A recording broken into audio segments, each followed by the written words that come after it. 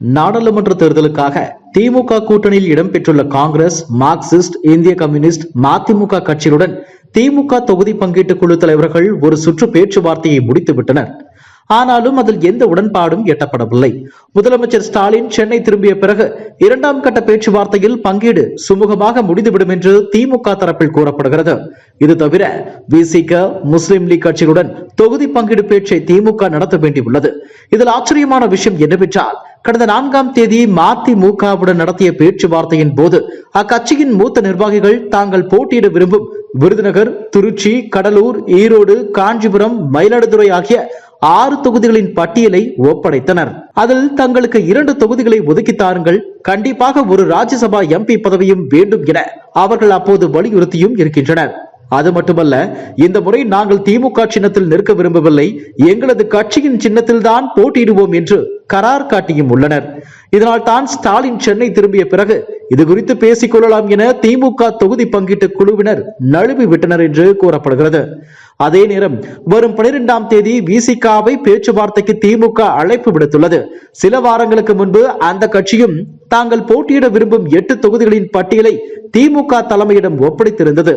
அதிலும் குறிப்பாக சிதம்பரம், விழுப்புரம் ஆகிய 2 தனி தொகுதிகளையும், கடலூர், கள்ளக்குறிச்சி, பெரம்பலூர் ஆகிய 3 பொது தொகுதிகளையும் கேட்டிருந்தது. இந்த 3 பொது தொகுதிகளில் ஏதாவது ஒன்றை தங்களுக்கு திமுக ஒதுக்கி தர வேண்டும். சென்ற நாடாளுமன்ற தேர்தலில் விழுப்புரத்தில் போட்டியிட்ட விசிக பொதுச் செயலாளர் ரவிக்குமார் இந்த முறை எங்களது கட்சி சின்னத்தில் தான் போட்டியிடுவார், அதையும் திமுக ஏற்றுக்கொள்ள வேண்டும் என்று விசிக தலைவர் திருமாவளவன் உறுதிப்பட கேட்டிருக்கிறார். இப்படி மதிமுகவும் விசிகவும் 2க்கும் மேற்பட்ட தொகுதிகளை விடாப்பிடியாக கேட்பது எதனால் என்ற கேள்வி எழுந்துள்ளது. மதிமுகவை பொறுத்தவரை 2019 நாடாளுமன்ற தேர்தலிலும் 2021 தமிழக சட்டப்பேரவை தேர்தலிலும் திமுகவின் தேர்தல் சின்னத்திலேயே போட்டியிட்டு வெற்றி பெற்றது. தொடர்ந்து வேறு கட்சியின் சின்னத்திலேயே போட்டியிட்டால் மதிமுகவின் சின்னமான பம்பரம் அக்கட்சிக்கு கிடைக்காமல் போய் தேர்தல் ஆணையத்தின் அங்கீகாரத்தையும் அக்கட்சி இழக்கக்கூடிய நிலைக்கு தள்ளப்பட்டுவிடும். அதனால்தான் தங்களது சொந்த சின்னத்திலேயே போட்டியிட மதிமுக விரும்புகிறது.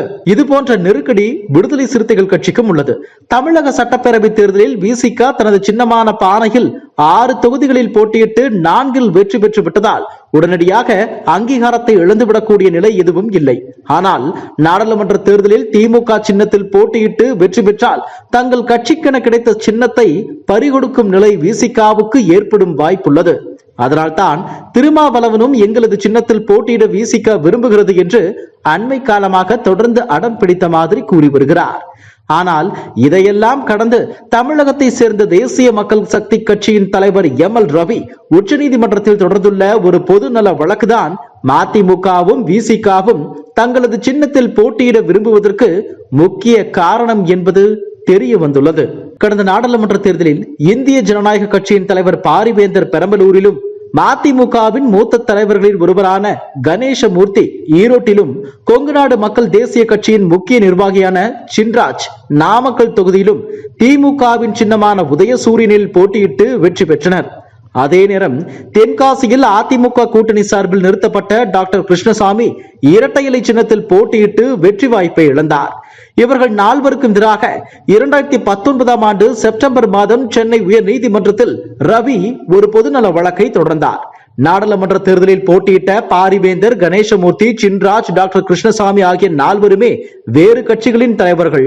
ஆனால் இவர்களில் 3 திமுக சார்பிலும் இன்னொருவர் அதிமுக தரப்பிலும் வேட்பாளர்களாக களம் இறக்கப்பட்டனர்.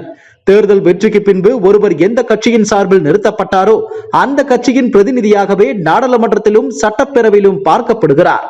ஆனால் மக்கள் மன்றத்தில் அவர்களுக்கு என தனியாக ஒரு கட்சியும் கொடியும் உள்ளது. இது சின்னங்கள் ஒதுக்கீடு சட்டப்படி செல்லுமா? ஒரு கட்சியை சேர்ந்த வேட்பாளர் இன்னொரு கட்சியில் சேர்ந்து போட்டியிடுவது சட்டப்படி செல்லாது. எனவே இதற்கு தடை விதிக்க வேண்டும் என்று அந்த மனுவில் கூறியிருந்தார். 4 ஆண்டுகளுக்கு பின்பு இந்த மனுவை விசாரித்த சென்னை உயர் நீதிமன்றம் அண்மையில் அதை தள்ளுபடி செய்தது. இதை எதிர்த்துதான் மனுதாரர் ரவி தற்போது உச்ச நீதிமன்றத்தை நாடி இருக்கிறார். இந்த வழக்கு விசாரணைக்கு ஏற்றுக்கொள்ளப்பட்டும் உள்ளது.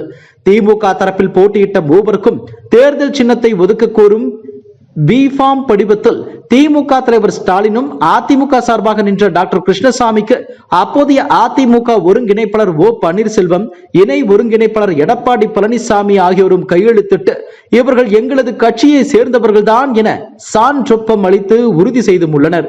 இது ஆள்மாறாட்டம் செய்வது போன்றதொரு மிகப்பெரிய தவறு என்றும் அந்த மனுவில் தேசிய மக்கள் சக்தி கட்சியின் தலைவர் ரவி கூறியிருக்கிறார். இந்த மனுவின் மீது உச்சநீதிமன்றம் விசாரணையை தொடங்கினால் தலைமை தேர்தல் ஆணையம் சம்பந்தப்பட்ட கட்சிகளின் தலைவர்கள் வேட்பாளராக நிறுத்தப்பட்டவர்களுக்கும் நோட்டீஸ் அனுப்பி விளக்கம் கேட்கும். நாடாளுமன்ற தேர்தலில் போட்டியிட்ட நால்வரும் வெவ்வேறு கட்சிகளை சார்ந்தவர்கள் என்பது நிரூபிக்கப்பட்டால் அவர்களுக்கு வேட்புமனுவுடன் இணைத்த B.Farm படிவத்தில் கையெழுத்திட்டவர்களுக்கும் சட்ட சிக்கல் உருவாகும். அதே நேரம் வெற்றி பெற்றவர்களின் பதவி பறிபோகும் அபாயமும் ஏற்படும். ஒருவேளை நாடாளுமன்ற தேர்தலில் வெற்றி பெற்று எம்பியாக பதவியேற்றுக் கொண்ட பிறகும் கூட பிரச்சனை வரலாம். மக்களவை சபாநாயகரிடம் இதை முறையிட்டு ஒருவர் MP பதவியில் இருந்து தகுதி நீக்கம் செய்யப்படுவதற்கும் வாய்ப்புள்ளது.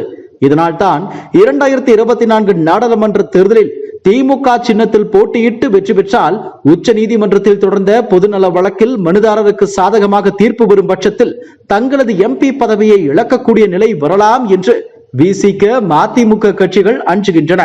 இது திமுக தலைவர் ஸ்டாலினுக்கும் தலைவலியை ஏற்படுத்தும். எனவேதான் இந்த இரு கட்சிகளும் தங்களது சொந்த சின்னத்தில் போட்டியிட விரும்புகின்றன என்பது வெளிப்படையாகவே தெரிகிறது. இன்னொரு குறிப்பிட வேண்டிய விஷயம் என்னவென்றால் 2021 தமிழக சட்டப்பேரவை தேர்தலில் திமுக கூட்டணியில் உதயசூரியன் சின்னத்தில் போட்டியிட்டு வென்ற மதிமுக, மனிதநேய மக்கள் கட்சி, கொங்கு மக்கள் தேசிய கட்சி, தமிழக வாழ்வுரிமை கட்சிகளை சேர்ந்த சின்னப்பா, பூமிநாதன், சதன், திருமலைக்குமார், ரகுராமன், அப்துல் சமத், ஜவாஹிருல்லா, ஈஸ்வரன், வேல்முருகன் மற்றும் அதிமுக சின்னத்தில் போட்டியிட்டு ஜெயித்த பூவை ஜெகன்மூர்த்தி ஆகியோரின் MLA பதவிகளும் கேள்விக்குறியாகலாம். எனவே நாடாளுமன்ற தேர்தலோ சட்டப்பேரவை தேர்தலோ எது என்றாலும் திமுக சார்பிலும் அதிமுக சார்பிலும் கூட்டணி கட்சிகளை தங்களது சின்னத்தில் தான் போட்டியிட வேண்டும் என்று நிர்பந்திக்க முடியாத இக்கட்டான சூழல் ஏற்பட்டுள்ளது. மற்ற மாநிலங்களில் இது போன்ற பிரச்சனைகள் பெரிய அளவில் இருப்பது மாதிரி தெரியவில்லை. இதுவும் ஒரு விதத்தில் நல்லதுதான். ஏனென்றால் சிறு சிறு கட்சிகள் தேர்தலில் தங்களது சொந்த சின்னத்தில் போட்டியிட்டு அவர்களுடைய வலிமையை நிரூபிக்கத்தான் விரும்பும். பிரபல கட்சிகளின் தேர்தல் சின்னங்கள் மக்களுக்கு மிகவும் பரிச்சயமான ஒன்றுதான் என்றாலும் கூட இரண்டாம் நிலையில் உள்ள கட்சிகள் வாக்காளர்களிடம் தங்களது கட்சிக்கான சின்னத்தை பிரபலப்படுத்தவே நினைக்கும். இதனால் அந்த கட்சிகள் மேலும் வளர்ச்சி அடைவதற்கும் மக்கள் நலனில் அக்கறை கொள்வதற்கும் நல்வாய்ப்பு உருவாகும். தவிர வேட்பாளருக்குத்தான் வாக்கு, கட்சி சின்னத்திற்கு இல்லை என்ற நிலையும் ஏற்படும். உச்ச நீதிமன்றத்தில் உள்ள இது தொடர்பான பொது நல வழக்கு தேர்தல் ஆணையத்தின் நடைமுறைகளில் பல்வேறு நிபந்தனைகளையும் புதிய மாற்றங்களையும் நிச்சயம் கொண்டு வர உதவும் என்று நம்பலாம். குறிப்பாக வேறு கட்சிகளை சேர்ந்த விண்ணப்பதாரர்களின் B.Farm படிவங்களில் கையெழுத்திடும் பிரதான கட்சி தலைவர்களின் பரிந்துரையை மிகவும் கூர்ந்து கவனித்து தேர்தல் அதிகாரிகள் செயல்பட வேண்டும் என்ற அறிவுறுத்தல் கடுமையாக்கப்படலாம்.